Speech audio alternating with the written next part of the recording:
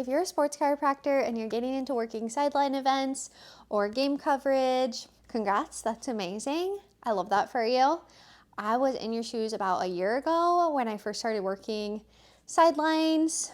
I had been in practice for about a year at the time, and I felt really, really good about everything I was doing in the office, like really rocking and rolling with athletes. And then I got out onto a sideline and I realized it's a whole different ballgame out there, literally. Since then, I've worked about 75 high school events, and I've done sports med coverage as part of kind of a comprehensive medical team with several big national groups and national events. So I kind of gone from doing none of this to doing a lot of it, and it's one of my favorite things to do as a sports chiro. So I want to just walk you through the things that have really helped me and things that I wish I had known going into it and things that I wish I had a lot of clarity on that I now have more clarity on. I'm definitely not perfect. I'm not an athletic trainer, so if you're an ATC seeing this video and there's something missing from one of my kits, please let me know in the comments because I want to add it. First thing, as a sports chiro, when you're working any type of event or sideline or anything out of the office, you have to know what you're responsible for. Are you going to, let's say, a 5K or a 10K, and you're doing a tent and doing stretching and soft tissue and adjusting maybe? That's amazing. That's super, super different than going and being part of a sports medicine team at a large event where you're doing everything, or even being like sideline sports medicine coverage where maybe you are the only provider there. So the big thing with this is just knowing what you're responsible for, knowing what tools and equipment you have, and knowing who you have on your team. Sometimes you have a huge team, sometimes it's just you. Knowing those things is key before you get out there so that you can make sure that you're prepared with the right equipment and the right education to be in that space. The last thing we want to do as chiros is be in a space where maybe you're not trained to be there. The really cool thing about chiropractic and sports chiro specifically is we can do so much in these spaces and be such a good part of that team, but you have to have the training to be comfortable being in that environment. So that's my first tip. Know the environment, know what you're supposed to do. If you need more training to be in that environment, please go get it. Get your CCSP, get your diplomate, get your EMT, whatever it takes to have you feeling comfortable being a provider in these spaces and these teams. All that being said, let's go through the kits that I have that I take with me to every event that I work. Before we get into the kits, psych, let's talk about transportation. If you're a solo provider on the sideline, you're probably gonna have to bring a lot more than you think you are. When I first started, I was like, I can roll with my backpack kit, everything else, I'm good. That's so not true. Now when I go to work an event, like when I go work with my football team, I'm bringing so much stuff. It's kind of crazy. Like the back of my 4Runner is full. So you're gonna wanna bring a table. Even if you're not adjusting, put it up high, use it for taping, use it for muscle work if that's what you're doing. Sometimes if you're working with a big group like a football team, bring 2 tables if you have to. That way you can have someone like doing stretching on one, or even just like resting, chilling. If you get an injury, they're gonna want someplace comfortable to be. So bring 2 tables if you have 2 tables. Either way, bring one. If you don't have a portable table as a sports chiro, I'd get one. You're gonna wanna get a cart to transport all these things. I know it sounds crazy. When people were first telling me to get one, I rolled my eyes so hard and I was like, I'm not doing that. Like, I wanna get my steps in. I don't need that. And now I have a cart for all the stuff that I carry. So like Shields, Dick's Sporting Goods, probably even Walmart, Cabela's, something like that. Get one of those wagon carts. And this is perfect because 1, you can transport all your gear, everything you need. And 2, if push comes to shove, you can put an athlete in that and wheel them. It's much more convenient and comfy than trying to like team carry someone, especially if they're big. So get one with a high weight limit and you'll be good to go. Enough on those things. Now let's get into like what I personally bring to sidelines with me. So first thing is my little hip kit. I literally got this one at an event I worked. They gave us all these fanny packs and it was actually perfect because I couldn't decide which one I wanted. So I had never ordered one. So I was literally just using my little like Lululemon crossbody before. So this is a huge upgrade. It's perfect, and you can wear it as a crossbody or as a fanny pack. I used to wear it like super crossbody, but then last event I did, I started wearing it as a fanny, and I like it better that way. So You do you, whatever works for you. But anyway, this is what I have in my small kit that I keep on my person anytime I'm on a sideline or at an event. Hand sanitizer first. Touchland, love this stuff. It smells good. It's not sticky, which is my big thing. I don't like the stickiness. Liquid IVs. I keep a couple of these in my kit, especially when it's warm outside. People are cramping, people are dehydrated. It's really nice to just have to offer. Again, this comes with knowing your environment. If you're on a sideline where they have like big things, Gatorade and Powerade, that's perfect. I've been in a lot of situations where they just don't have that. So people will love you if you give them a liquid IV. All right, scissors, rock tape scissors, great for cutting tape, not for cutting off tape. You don't want to cut somebody. Vaseline ointment, get the squeezy bottle. Don't do like a little tub of Vaseline because it just gets unsanitary. You're gonna have to use a clean glove every time you wanna get something out of there. And once it gets dirty, that's just nasty. You can't put that on someone's wound. So squeezy bottle is the way to go. Much cleaner, much more sanitary. So get that one. Nose cots for bloody nose. It's helpful if you cut them shorter because they're really, really long. And again, depending on the sport, you might be able to continue with it in, might not be able to, but either way, nice to have. Cut it shorter. Very high-tech little plastic baggie full of gauze for like bloody noses. I need to kind of revamp my kits. I was just at an event, but this is what we got now. More high-tech.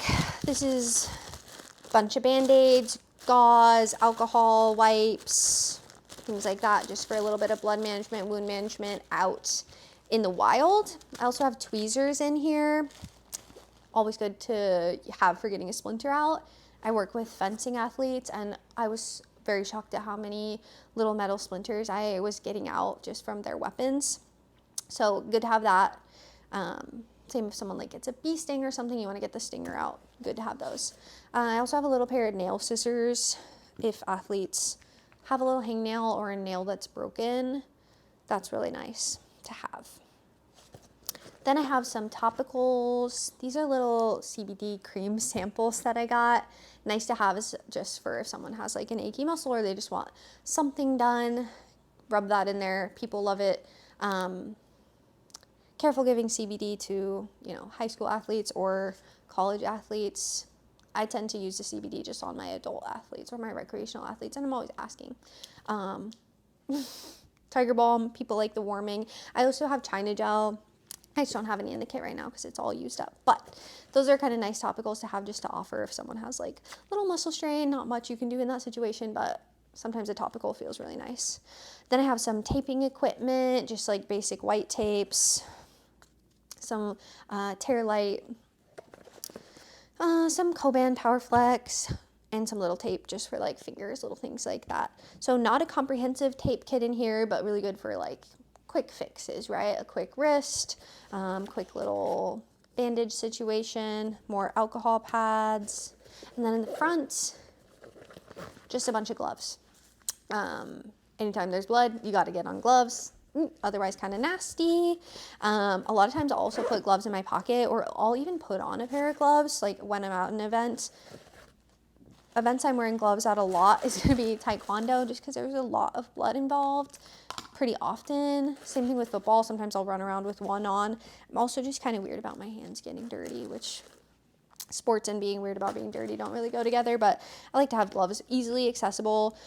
Just that way we're keeping everything nice and clean as possible. Okay, so that's the small kit.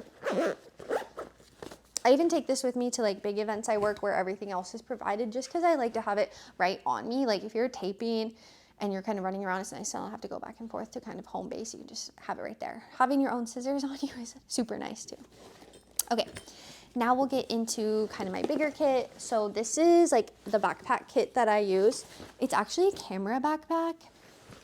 One of the guys at one of the schools that we work with actually gave this to me. It's really nice. It's not perfect for sidelines, but I think it's like a really good starter kit. I haven't felt the need to buy anything new since then. As you can see, the issue with it is this is the back. It opens here, so you can't keep it on and get anything out of it. So not ideal for like going out onto, field or court with it, but I usually kind of like set it up on a bench and kind of like leave it open. That way I can get everything I need out of it and kind of work out of it. And easily transportable if I need to move it somewhere with me. So let's go through what's inside it. First of all, paper copy of the SCAT 6. Always nice to have on hand if you're in the position that you're doing concussion evals. If you're working events with like an integrated team, so like MDs, DOs, ATCs, if you do the SCAT as a sports chiro, they're gonna love you. Just take that on, volunteer to do it, and you're gonna have a great time in that team, and they're gonna love you. Okay, some gauze, tegaderm, bandage equipment. The cutest little Sam splint ever. I'm obsessed. We had these at an event I worked, and the lead medical let me have one because I thought they were so cute. Hopefully never need to use it, but it's there just in case. Nice for a little hand and wrist, or pediatric, I guess. Okay, now this is kind of the bulk of what's inside the kit. First things first, little blood management situation. This is just full of gloves and gauze and stuff like that. Really nice for kind of restocking that small kit, or if I'm doing blood management on Sideline, I know where everything is, just right in this little area. Having things kind of segmented out and organized is going to help you to be able to find things quickly. That's what's nice about the camera bag option, where you can put these dividers in it, or an actual like athletic training bag where it's very organized, many pockets. I also have some needles in here. Sometimes I will dry needle after an event with some of my teams. That can be a really nice tool. It's, again, time and place. If you know the athletes and you have a little bit of medical history and you have your consent and your paperwork and all that, can be a really nice offering to do after the game or even on the sideline. I've done it on Sideline. You just have to make sure that the environment is safe and that you're all squared away from a paperwork standpoint. On that note, make sure that everything you're doing is within your scope and what you're trained to do. I'm trained to dry needle. It's okay in my state for me to dry needle as a chiropractor. It's okay with team owners and coaches if I dry needle. But having those conversations ahead of time is always better than trying to have them after you put a needle in someone. Another note on needling, make sure you have a sharps container. I don't have a sharps container in this kit, but I have it in my big suitcase kit that I use in at the same time when I have this. So I don't go anywhere that I'm needling without that big kit and without my sharps. Also, make sure you have it set up so where needles aren't going to fall out of it. I learned that the hard way, where it wasn't closed, because sharps containers don't usually close. So make sure if you're going to be dry needling on a sideline that you have a sharps container that is going to contain the needles. Learn that from me the hard way. Onto some taping equipment. Heel and lace pads. Technically you don't need them, but nice for preventing a blister. Pre-wraps, Terralite, regular white tape, some Elasticon, and then Coband Powerflex. Have that. That's kind of all I have for taping. It's really all you need for most of the taping that I'm doing on a regular basis. I think this is where if you get a little more sports specific and there's something specific that a lot of these athletes that you're working with, if you work with kind of a niche sport, if there's something that they want, having that in your kit is helpful. I haven't ran into anything super specialized that I don't have, but I'm always learning and evolving my kit. I also have some kinesiology tape, rock tape. I have 3 different kinds. Again, sport specific things. Some sports will only want you to use kind of like a beige or a black, and they don't like the pink camo. Pretty rude, but good to know. Know your sport, okay? Little ace bandage. It's nice to have a bigger one of these. You can do like a little hip spica with it if someone's having like hip flexor issue. You can also do like a groin wrap with it. If you have the right size, I'm probably going to get a couple more big ones to have because I've been seeing a handful of hip flexors lately. It's something I'm going to add to my kit. Shark for cutting off tapes. I need to put my name on this one so no one steals it. Another hand sanitizer. Always essential to have. In here, a bunch of ice bags. I don't usually use these for ice. Of course, if an athlete needs a bag for ice and they don't have ice bags, I'm going to give these to them. But what I usually use them for in my kit is to help me with blood management. So if someone's having like a bloody nose or a wound, I don't like juggling all the bloody gauze and the bloody band-aids and the nose cot. So I will take out one ice bag and then I can just put everything in there. It makes a little nice garbage bag. And yeah, we keep everything clean that way. You can also use it as a little puke bag if someone's getting sick and you don't have a trash can. I've also learned that from experience. Triangle bandage for splinting, gauze roll for splinting, Sam splint for splinting. That's actually all that's inside this kit. Again, pretty basic, pretty bare minimal. Let's close it up and I'll show you what's in the outsides. In this side, I usually have my sunscreen. I bring 2 things of sunscreen, like a spray and a cream, because people take my stuff. But sunscreen, bug spray is a really nice thing to also have, just depending on the environment you're in. If it's summer, it's hot, people are gonna get sunburned. I'd rather just prevent that, use my sunscreen. I don't care how many I go through. If they need it, they can have it. Then this is my vitals kit. I put this like in this outside pocket edge right here. Perfect. This is where this goes. If you're doing a scat or doing a concussion eval, you gotta have this to do vitals. So it's really nice to just keep right in that kit. Also nice to have if someone's just like not feeling well or some type of like sudden illness going on, heat or cold illness. Always good to have vitals. So stethoscope, blood pressure cuff, neuro, reflex hammer. I also have a little thermometer in here, which can be nice. And then I have tuning fork, not diagnostic, not the most amazing tool, but not bad to have in a pinch on a sideline if you suspect a fracture. Sometimes it can be kind of that deciding factor of, okay, maybe you do need to go to urgent care. Not so much for us, but for them, like kind of proving, yeah, you need to go. Nice to have. And then pen light.